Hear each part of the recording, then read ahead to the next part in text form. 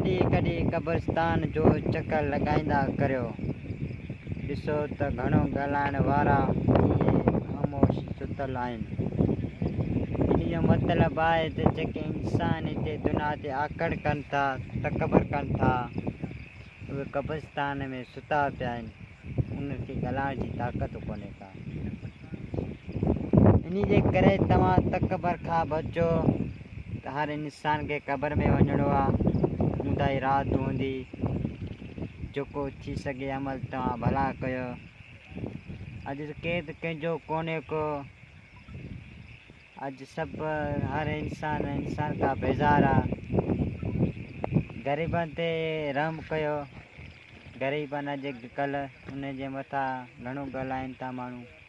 उनखे घटि वधि चवनि था। हू ग़रीब जी अलाह न करे को